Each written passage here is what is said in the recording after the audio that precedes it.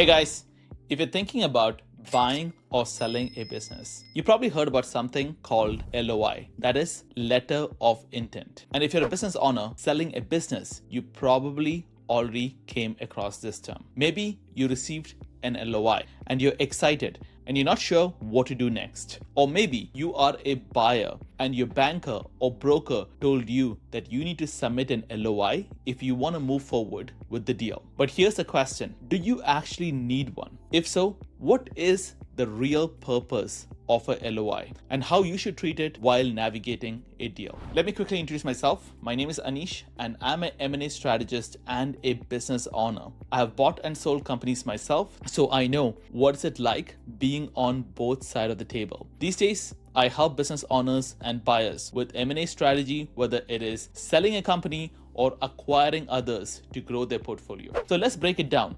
What is LOI, why it exists, and whether you need it or not. So let's start with what an LOI actually is. An LOI is a letter of intent, and it is a non-binding agreement that basically outlines the terms of the deal before the official purchase agreement is drafted and signed. So what exactly is this term non-binding agreement? As fancy as it sounds, it simply means you're agreeing on the intent, not making a legal promise. In other words, you and the other party are saying, this is what we plan to do. You can still walk away, usually without any penalties. However, there are some parts of LOI that are binding, such as confidentiality. You cannot share sensitive information outside the deal to anyone else.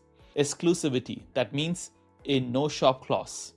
The seller cannot talk to other buyers. That means the seller is reserving the business for that particular buyer for a certain period of time. That could be 30 days, 60 days, 90 days, depending on the negotiation. Just think of LOI like an engagement before a wedding. You're planning to commit to each other, but you cannot sue each other if things does not work out. Now going back to M&A, if an LOI is just a letter of intent, why bother with it? Why don't we just skip through the process and get to the official purchase agreement? Maybe save yourself some legal fees as well. I wondered the same thing when I was buying my first business. But let me give you 5 reasons why LOI is helpful in an M&A process. Number 1, they align expectations early on. There is a lot involved when buying or selling a business. LOI sets clear expectation on big topics like purchase agreements, whether it's going to be an asset sale or a share sale, the deal structure, whether it's going to be a cash, earnout, seller financing, what is that going to look like? The timeline and target closing date, what the due diligence process is going to look like, and who pays for what. And also exclusivity period. That means how long the business owner should reserve the business for the buyer. And also a very important topic, which I'll make a separate video about, that is working capital peg. Working capital peg is a very important discussion that you need to have early on in the LOI stage. And one of the biggest topic that I would say in the LOI is deal structure. I've seen deals fall apart just because both sides thought they were aligned, but they were miles apart. The LOI becomes a mutual starting point. So say for example, if a buyer says, I'll pay $2 million for a business. Great, but what does that actually mean? Does it mean all cash at closing? Or part of it is earnout? Or is it a asset sale or a share sale? How long do they require the seller to stay part of the deal? Without an LOI, it's all guesswork. And miscommunication happens, and that's where time gets wasted. And number 2 is LOI gives you a clear roadmap. Once signed, the LOI becomes a blueprint for the deal. It becomes a starting point for your lawyers, your accountants, advisors to use it to draft the actual purchase agreement. Without it, you're building a house without a floor plan. And here's the thing, most lenders or investors won't even talk to a buyer without an LOI in place. Why? Because they don't want to waste time for a deal that is not locked in. Because without the LOI, the seller can sell his business to anyone else. Okay. And the third point is LOI creates deal momentum. This one is really underrated, but it's huge. Once the LOI is signed, there is a psychological shift in the deal. Gears are turning, everybody's aligned, the buyer's intent is on a paper right now, which makes a very big difference. Financing conversation starts, and that usually goes into further conversations like due diligence and understanding the quality of earnings at this stage. And also, lawyers begin to draft the final agreement. You're no longer just talking about the deal, but you're actually working on the deal. Okay, so LOI helps with the momentum in a deal. And now, point number 4, it protects your time and energy. As a seller, you need to understand the buyer better. Are they even serious? Do they actually have the ability to close the deal? You can also set a time limit, like you got 30 days, 60 days, or 90 days to move forward to a binding purchase agreement. This way, you're not wasting too much time on a buyer who does not have the financial capability to buy your business. Okay, but let's be honest here about LOI.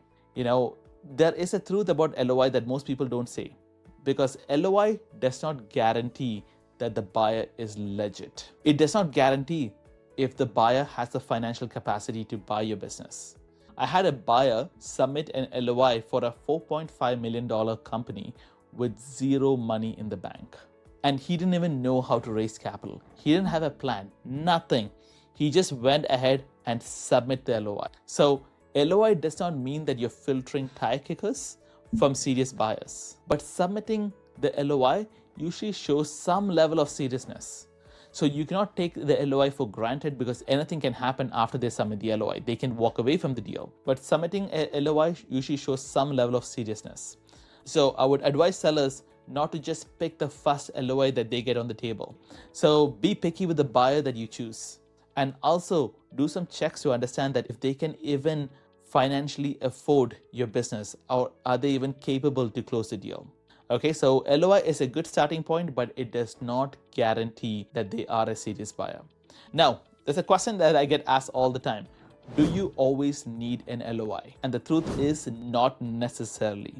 Here are a couple of exceptions where you can actually skip it. Say it's a very small deal. We're talking about 30 to 40,000. Simple terms, cash, maybe a little bit of seller financing. Okay, so in that case, you can skip an LOI and just go to a purchase agreement. Second one is you're selling to family or internally transferring to your kids or your business partner or a trusted employee. You've already discussed everything, the terms, you both know each other. In that case, some people actually skip LOI and just move into the purchase agreement. But with that being said, I highly recommend getting something in writing, because it helps everyone stay accountable and also keeps everybody focused on closing. Now, let me give you a quick story about a deal that happened without LOI. A few years ago, I saw a deal completely fall apart because of not having an LOI. The buyer and the seller verbally agreed on the purchase price. No LOI, no return terms, just friendly chats and email and a handshake. The buyer asked the seller for some seller financing, and the seller said, sure, we'll do some seller financing.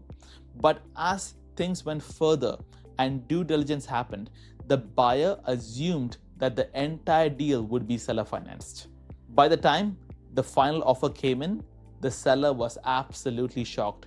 They were never planning to finance a full deal on seller financing. This caused a lot of misalignment and misunderstanding, and 6 months was wasted. If a simple LOI was drafted, this would have prevented the whole mess. So when do you actually need an LOI? Let's wrap it up. If your deal is over 100K, you definitely need an LOI. If you want the process to just go smooth and maintain a good relationship with both parties, you need an LOI. You're raising funds or financing, absolutely, you need LOI. People think LOI has to be something fancy. It does not have to be fancy. A simple 3 to 5 page LOI that covers things like purchase price, deal type, structure, timeline, exclusivity, and who pays for what. Sometimes even the working capital peg, if applicable, and that should be enough. And the deal structure, these are the basic things that you need to have in an LOI that saves you a lot of headache later on. Okay, so now you know what an LOI actually is, why it matters, how to use it. Now, if you're in the process of possibly buying a business and you are confused and you want a template for an LOI or a checklist feel free to reach out or drop a comment. I should have a template of an LOI that we commonly use in the industry. And if you're a business owner wondering that if your business is ready for a sale, I do have an exit readiness checklist in the description somewhere below. So you can go ahead and download it and see that if your business is actually ready for a successful exit. And if you need some extra help to run by your deal, if you're running through some complicated situation, feel free to book a call with me.